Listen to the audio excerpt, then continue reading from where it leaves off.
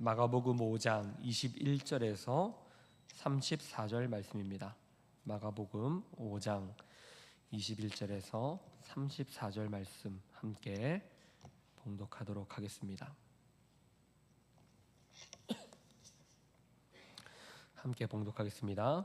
예수께서 배를 타시고 다시 맞은편으로 건너가시니 큰 무리가 그에게 모이거늘 이에 바닷가에 계시더니 회당장 중의 하나인 야이로라 하는 이가 예수를 보고 발 아래에 엎드려 간곡히 구하여 이르되 내 어린 딸이 죽게 되었사오니 오셔서 그 위에 손을 얹으사 그로 구원을 받아 살게 하소서 하거늘 이에 그와 함께 가실새 큰 무리가 따라가며 애워싸 밀더라. 12해를 혈류증으로 앓아 온 여자가 있어 많은 의사에게 많은 괴로움을 받았고 가진 것도 다 허비하였으되 아무 효험이 없고 도리어 더 중하였던 차에 예수의 소문을 듣고 무리 가운데 끼어 뒤와서 그의 손을 대니 이는 내가 그의 옷에만 손을 대어도 구원을 받으리라 생각함일러라. 이에 그의 혈루 근원이 곧 마름에 병이 나은 줄을 몸에 깨달으니라. 예수께서 그 능력이 자기에게서 나간 줄을 곧 스스로 아시고 무리 가운데서 돌이켜 말씀하시되 누가 내 옷에 손을 대었느냐 하시니 제자들이 여짜오되 무리가 에워싸 미는 것을 보시며 누가 내게 손을 대었냐 물으시나이까 하되 예수께서 이 행한 여자를 보려고 둘러보시니 여자가 자기에게 이루어진 일을 알고 두려워하여 떨며 와서 그 앞에 엎드려 모든 사실을 여쭈니 예수께서 이르시되 딸아 내 믿음이 너를 구원하였으니 평안히 가라 내 병에서 놓여 건강할지어다. 아멘.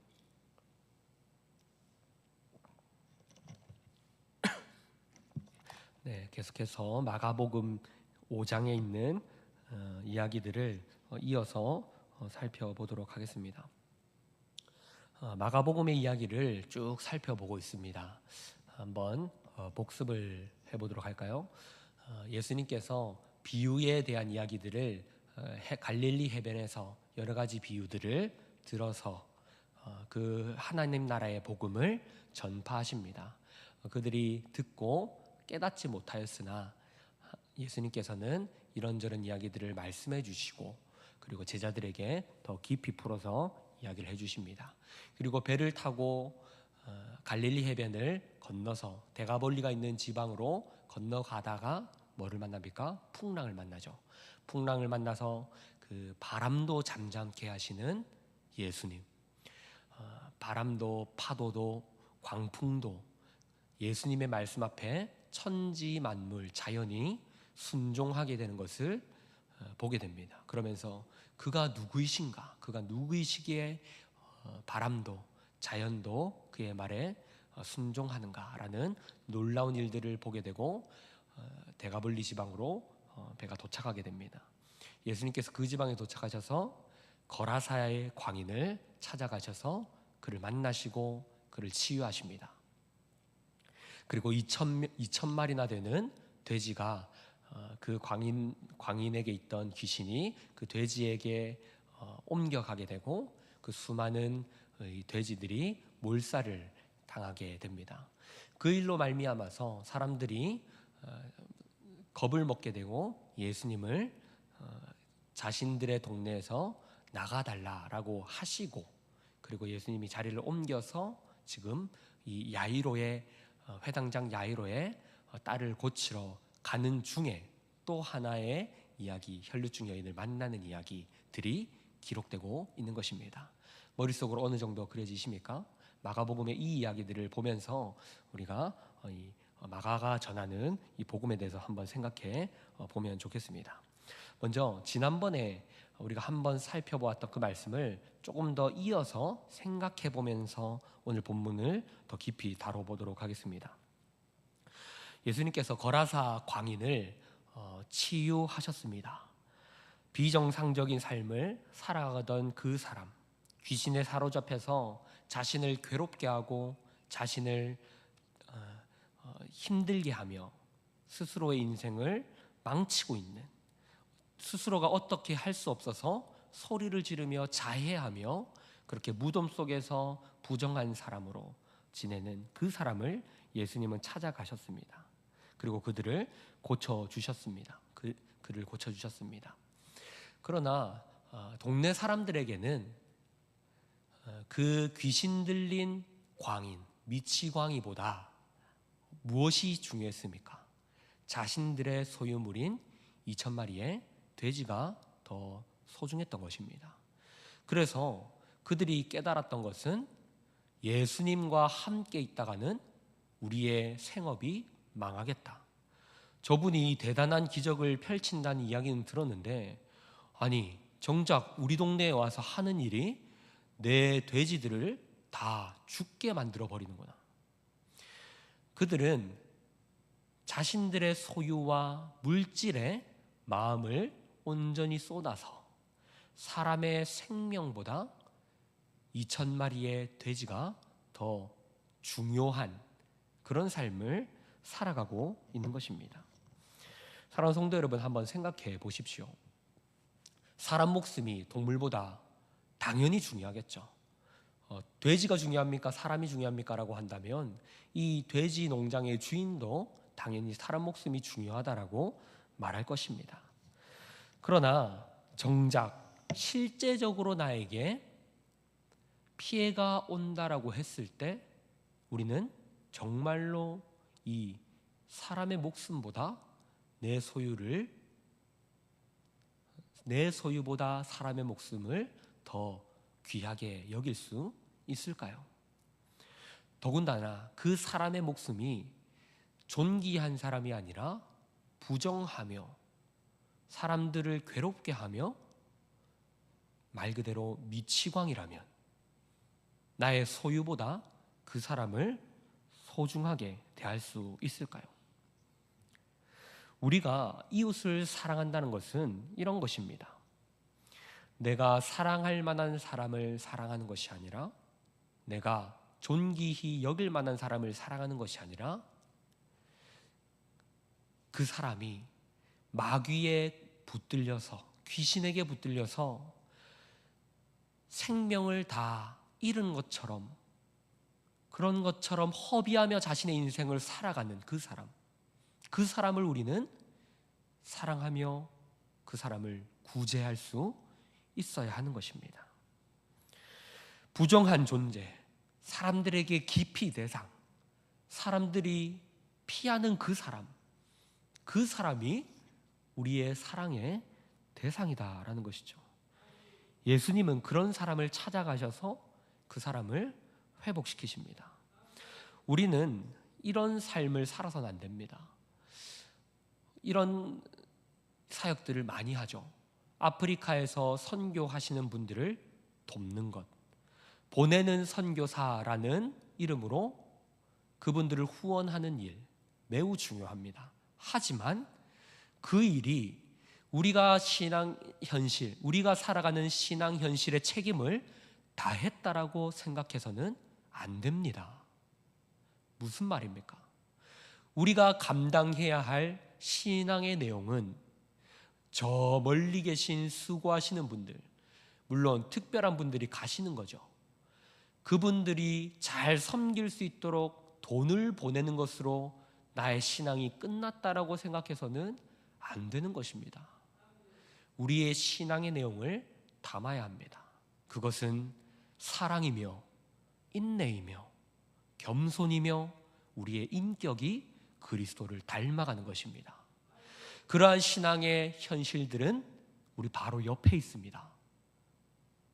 바로 저 멀리 있는 아프리카 오지의 선교사님들을 후원하는 그 일이 우리의 주 임무가 아니라 내가 함께 부대끼며 살아가는 나의 아내이며 남편이고 나의 자식이며 나의 가족이며 나의 친구들이며 나의 동료들이라는 사실을 우리는 기억해야 합니다.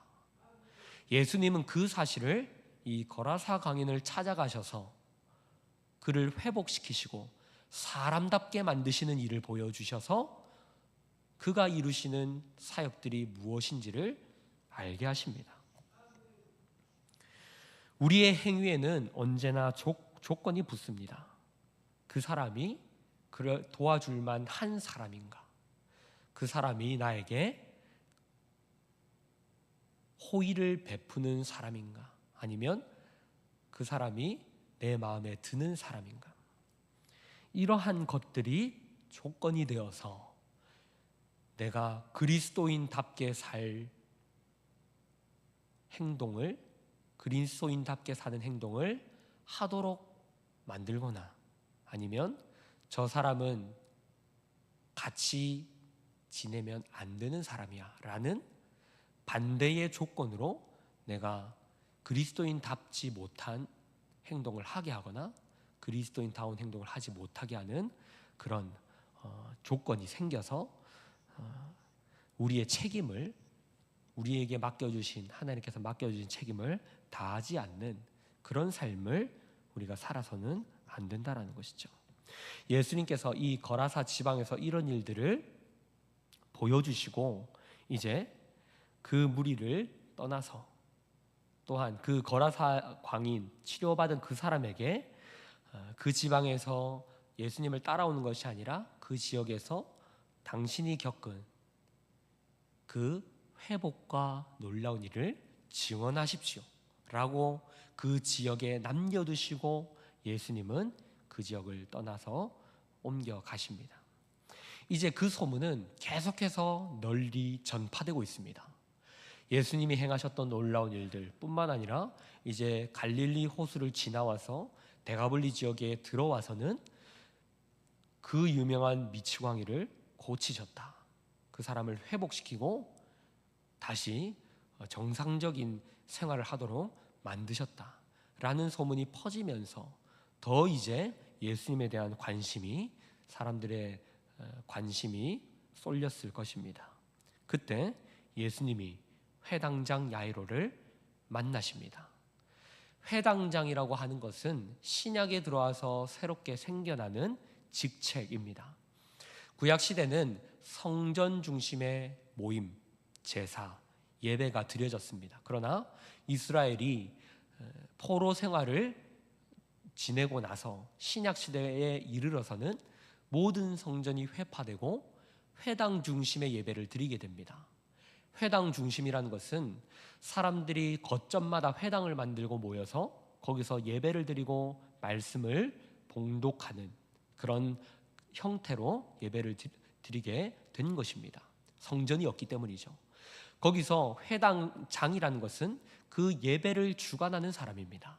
그 건물을 관리하고 예배를 집례하고 주관하는 성도들 중에 가장 우두머리, 예배를 드리는, 예배를 섬기는 자들 중에 가장 존경받는 사람 중에 한 명이 바로 회당장인 것이죠. 우리로 치면, 지금으로 치면 교회 안에서 어떻게 볼 수 있을까요? 목사님들이나 장로님들, 교회 안에서 좀 지위를 가지고 리더의 역할을 맡고 계신 분들이라고 볼 수 있을 것입니다. 그랬던 그 야이로가 사람들 앞에서 그 무리를 이끌고 예배를 이끌고 모범된 모습을 늘 보여주던 회당장 야이로라는 분이 자신의 딸이 죽을 위기에 처하자 수많은 인파를 무릅쓰고 예수님 앞에 냅다 엎드려 간곡하게 간절히 살려달라 애원하고 있는 것입니다. 딸이 죽게 생겼는데 체면이 무슨 소용일까요? 자식이 죽는다는데 어떤 것도 불사하는 것이 부모 아니겠습니까? 회당장 야이로는 지금 예수님께 나와서 그 일을 하고 있는 것입니다. 예수님은 그 야이로의 말을 들으시고 그 딸을 치유하러 가십니다. 그 간청을 들어주십니다. 여기에서 우리가 야이로의 신앙이, 믿음이 정말 하나님을 믿는 믿음이었는가, 미신적인 믿음이었는가를 알아볼 수 없습니다. 짐작컨대 야이로는 하나님에 대한 특별한 믿음이 뛰어나서라기보다 현실입니다. 우리가 살다 보면 겪게 되는 그 현실에 마주하기 싫은 그 일들을 겪게 될 때 야이로처럼 반응하게 되는 것이죠. 하나님은 그 간곡한 간청을 외면하지 않으시고, 예수님은 그의 그 일을 통하여 예수님이 어떤 분이신가를 드러내십니다. 그 야이로의 집으로 가는 길에 또 하나의 사건을 만나게 됩니다. 바로 혈루증 여인의 이야기입니다. 이미 많은 무리가 지금 야이로의 딸을 고치러 가는 그 일을 궁금하게 여기며 따라갔을 것입니다. 귀로만 들었던 그 소문의 사나이, 기적을 행한다는 그 놀라운 인물이 지금 너무나 재미있게도 흥미롭게도 우리가 잘 아는 저 야이로 회당장님의 딸을 고치러 간다고 하니 정말로 저분이 대단한 일을 한번 하시는지 보러 가자라고 수많은 인파들이 몰렸을 것입니다. 그렇게 따라가는 사이에 예수님이 이렇게 말씀하십니다. 누가 내 옷에 손을 대었느냐? 왜 이런 말을 하실까요? 예수님이 정말 갑자기 누가 손을 대서 깜짝 놀라시고 그 사람을 찾아보시려고 하셨던 걸까요? 예수님은 다 아시잖아요. 무슨 일이 일어나는지, 그리고 어떤 일이 일어날지 다 아시지 않습니까? 그런데 누가 내 옷에 손을 대었느냐라고 그 수많은 인파 속에서 공개적으로 이 말씀을 하시는 이유는 사람들에게 이 사건을 지금 딱 집어서 알게 하시려는 겁니다. 예수님은 사람들을 고치시는 일들을 너무나 많이 하였습니다. 기적들을 너무나 많이 행하셔서 이 성경에 기록되지 않은 이야기들을 다 기록한다면 이 세상에 있는 어떤 책도 감당할 수 없다라고 성경은 말합니다. 그래서 그런 일들이 수도 없이 일어났을 것입니다. 예수님을 통해서 치유받는 사건들이. 그런데 지금 이 사건을 정확하게 딱 집어서 예수님은 말하는 것입니다. 수많은 인파가 무슨 말씀이시지 하고 예수님의 말에 귀를 기울였을 것입니다. 그래서 아니나 다를까 제자들도 무리가 이렇게 많은데 예수님 무슨 말씀입니까? 지금 이 많은 무리에 당연히 예수님의 옷에 손을 대는 것이 누군가가 스쳐 지나가거나 툭툭 건드리는 것이 당연한 일이지, 예수님 무슨 말씀을 지금 하는 것입니까? 라고 그래서 제자들이 되묻는 것이죠. 그때 예수님은 혈루병 여인이 자신의 옷을 만졌고 그 여인이 낫게 되는 것을 사람들 앞에서 선언하고 계십니다. 왜 이런 일을 하시는 걸까요? 혈루병이라는 병을 먼저 생각해 보아야 합니다. 혈루병은 여성 질환 중에 하나로 우리가 잘 알듯이 피가 멈추지 않는 병입니다. 그 당시 율법적으로 이러한 질병은 부정한 것으로 여겨졌습니다. 이 여인의 이야기를 들어보면 재산이 없었던 것 같지는 않습니다. 그러나 자신의 이 병을 치유받기 위해서 이리저리 사람을 만나러 다니고 돈을 쓰고 치료를 받고 하면서 많은 재산도 탕진하여 버렸고, 그리고 사람들에게 지금도 매우 수치스러운 일이지만 그 당시는 더더욱 그러했던 그 여성으로서 이런 일들을 치료받는 일들, 이런 수치를 당하고 괴로움을 겪어야 했던 일들, 그러면서도 결국 치료받지 못해서 사람들에게 부정한 존재로 여겨지는 그런 인생을 살았던 여인. 이 부정한 여인이 만지는 것은, 옷을 만졌다면 그 옷은 정결의식을 치러야 하고 빨아야 합니다. 만약 그 부정한 사람이 그릇을 만지면 그 그릇을 다른 사람이 사용하지 못하도록 깨뜨려서 버려야 했습니다. 그 사람은 아주 사람들의 기피 대상인 것이죠. 무리 속으로도 나올 수 없고, 나오게 된다면 사람들이 피하게 되는, 쉬쉬하게 되는 그런 존재. 그런 여인을 지금 예수님께서 주목하도록 말씀하십니다. 누가 내 옷에 손을 대었느냐? 모르셔서 말씀하는 것이 아니라 지금 그 혈루병 여인이 예수님의 옷을 만졌다라는 것입니다. 말씀드렸듯이 그 여인이 예수님을 만졌다는 것은 그 여인의 부정함이 예수님께 옮겨가게 되었다는 것입니다. 그 여인의 부정함을 예수님이 받으시는 겁니다. 그 여인의 해결할 수 없는 고통, 그 여인의 상처, 아픔, 부정함, 죄악됨, 어떤 물질로도 어떤 노력으로도 스스로가 해결받지 못했던 그 일들을 지금 여인은 마지막으로 간절한 소망을 품고 저분이라면 나를 구원해 주지 않을까라는 생각으로 사람들이 자신을 기피하지만 그 무리 속으로 달려가서 만지면 안 되는 것을 알면서도 그 예수를 붙잡습니다. 닿기만 해도 부정하게 되는 것을 알면서도 그 사건을 예수님은 무리 앞에서 선언하고 계시는 겁니다. 누가 내 옷에 손을 대었느냐? 여인아, 네가 내 옷에 손을 대었느냐? 여인아, 너가 낫길 바래서 내 옷에 손을 대었지. 내가 안다.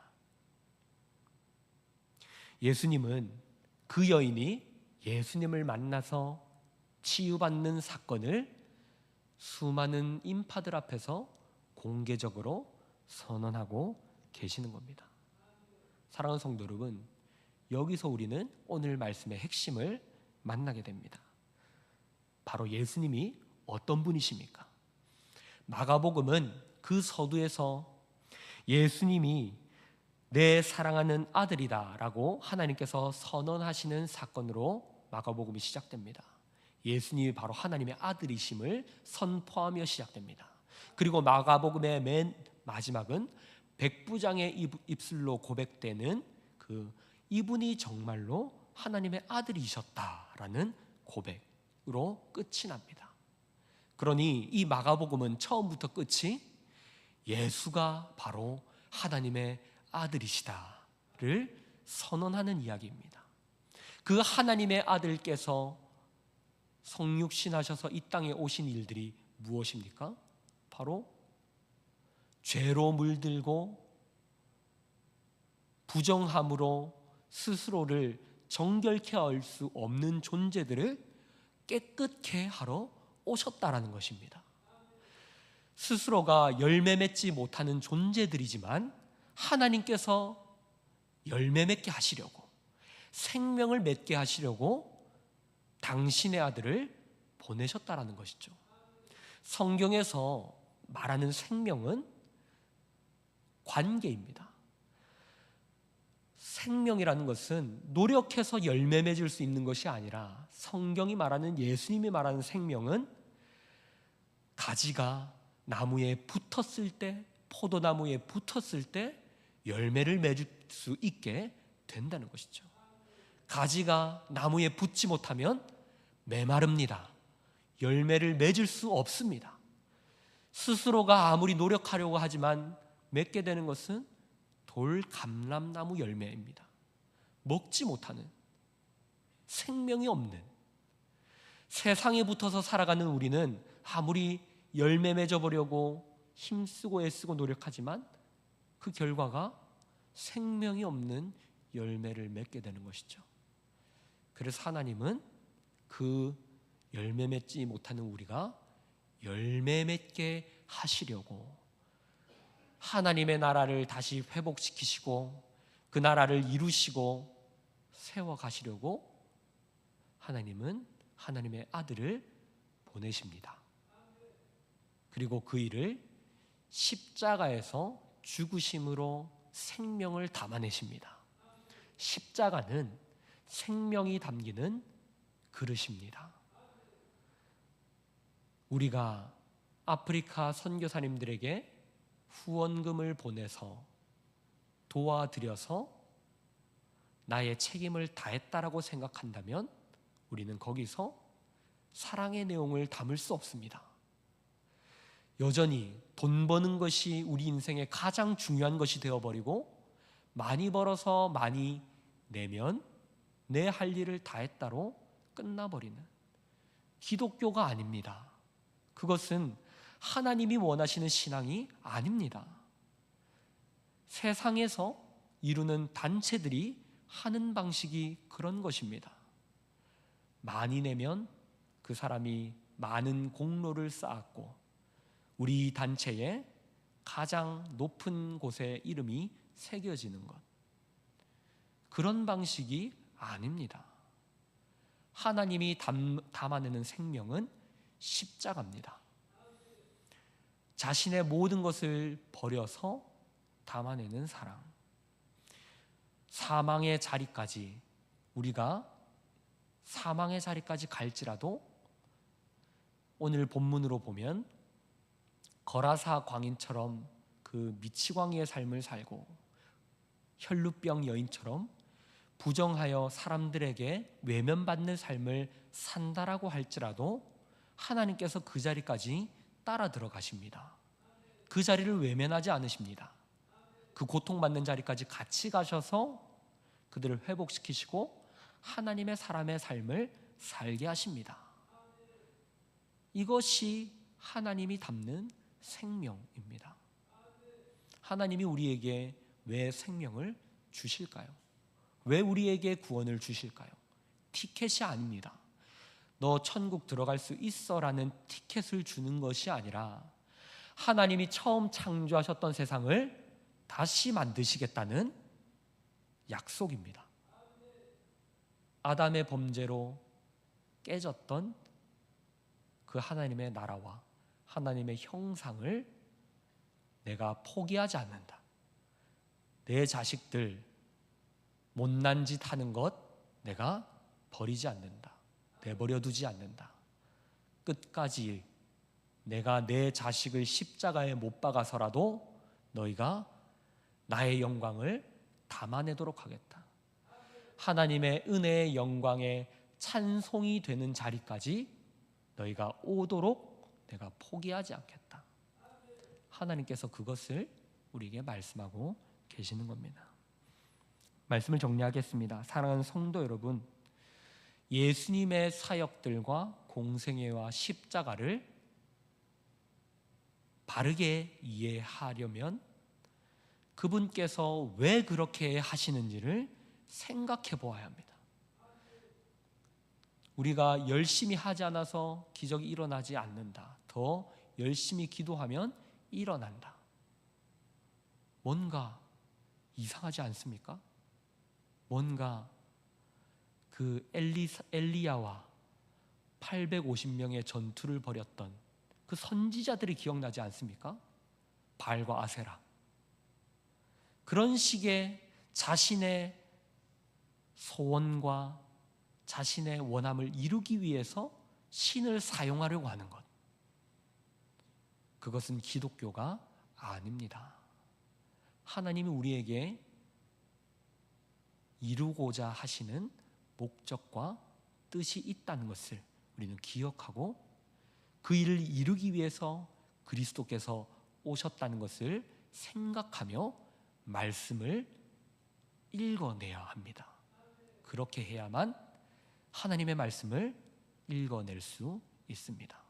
저와 여러분이 이 복음에 담긴 의미가 무엇인지를 깊이 생각하고 알아가고 깨달으며 또한 삶으로 살아보는 그런 저와 여러분이 될 수 있기를 주님의 이름으로 축복합니다. 우리 말씀을 기억하면서 함께